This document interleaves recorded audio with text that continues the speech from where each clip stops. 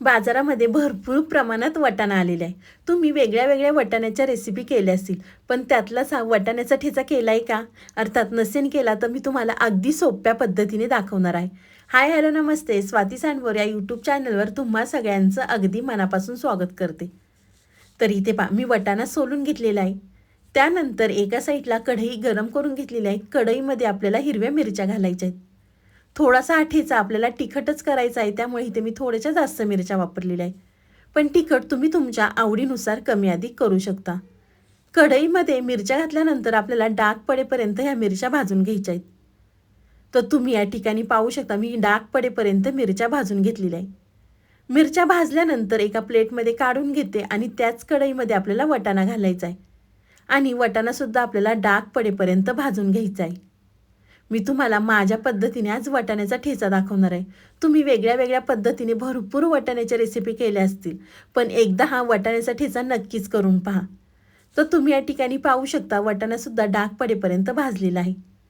त्यानंतर इथे मी मिक्सरचं भांडं घेतलेलं आहे. मिक्सरच्या भांड्यामध्ये आपल्याला भाजलेल्या मिरच्या, त्यामध्ये आपल्याला लसूण घालायचा. या ठिकाणी ठेचा म्हटलं की थोडासा लसूण जास्त वापरायचा.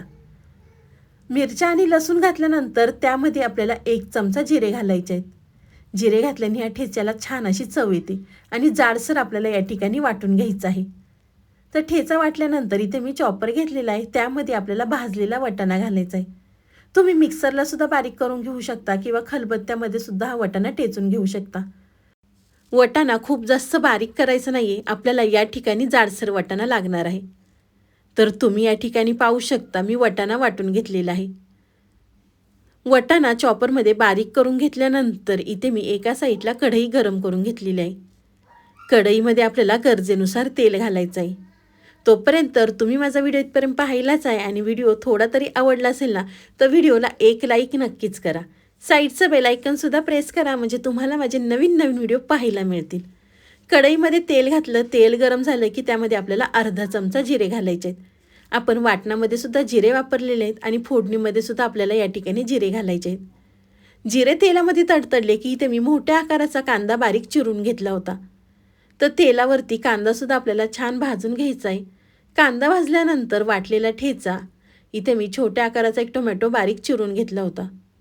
आपल्याला वाटलेला ठेचा आणि टोमॅटो कांद्यावरती छान असा मऊ होईपर्यंत परतवून घ्यायचा आहे.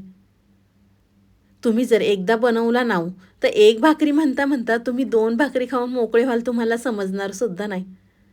तर तुम्ही या ठिकाणी पाहू शकता, कांदा, टोमॅटो, वाटलेला ठेचा छान असा मी परतवून घेतलेला आहे. त्यानंतर आपल्याला त्यामध्ये अर्धी चमचा हळद घालायची आहे. हळद घातल्यानंतर आपण बारीक करून घेतलेला वाटाणा त्यामध्ये घालायचा आहे. वाटाणा घातल्यानंतर त्यामध्ये चवीनुसार मीठ घालायचं आहे आणि आपल्याला हे सगळं व्यवस्थित मिक्स करून घ्यायचं आहे. बाजारामध्ये भरपूर प्रमाणात वाटाणा आलेला आहे, त्यामुळे वेगळ्या वेगळ्या पद्धतीने वाटाण्याच्या रेसिपी सगळेजण बनवतात, पण त्यातलाच हा वाटाण्याचा ठेचा अगदी 1 नंबर लागतो. एकदा या पद्धतीने करून पहा. वाटाणा मिक्स केला, चवीनुसार मीठ घातलं की परत एकदा आपल्याला या ठिकाणी मिक्स करून घ्यायचं आहे. तुम्ही प्रवासामध्ये सुद्धा वाटाण्याचा ठेचा नेऊ शकता. वाटाण्याचा ठेचा बनवताना त्यामध्ये आपल्याला कांद्याचा आणि टोमॅटोचा वापर करायचा नाही आहे. आपल्याला त्यामध्ये मिरचीचा ठेच्याची फोडणी आणि वाटाणा घालायचा आहे. तो सुद्धा ठेचा अगदी खरंच छान लागतो. मिक्स केल्यानंतर त्यावरती आपल्याला झाकण ठेवायचं आहे आणि हा वाटाणा आपल्याला शिजवून घ्यायचा आहे. तर झाकण काढल्यानंतर तुम्ही पाहू शकता, मस्त आपला वाटाण्याचा ठेचा तयार झालेला आहे आणि त्यामधले वाटाणेसुद्धा अगदी छान शिजलेले आहेत. त्यावरती आपल्याला भरपूर चिरलेली कोथिंबीर घालायची आहे आणि गरमागरम आपला हा वाटाण्याचा ठेचा तयार झालेला आहे की नाही. तुम्ही टिफिनसाठी सुद्धा अगदी सकाळच्या घाई गडबडीमध्ये झटपट बनवू शकता. कोथिंबीर घातलं, मिक्स केला की एका प्लेटमध्ये काढून घेते. तर गरमागरम आपला वाटाण्याचा ठेचा तयार झालेला आहे. तुम्हाला ही माझी आजची रेसिपी कशी वाटली ती मला नक्कीच कमेंट करून सांगा. व्हिडिओ आवडला तर व्हिडिओला लाईक, कमेंट, सबस्क्राईब करायला विसरू नका. तुम्ही माझा व्हिडिओ कोणत्या शहरातनं पाहता ते सुद्धा मला कमेंट करून नक्कीच कळवा. तर चला, पुन्हा भेटूया असाच एक छानसा व्हिडिओ घेऊन. तोपर्यंत बाय.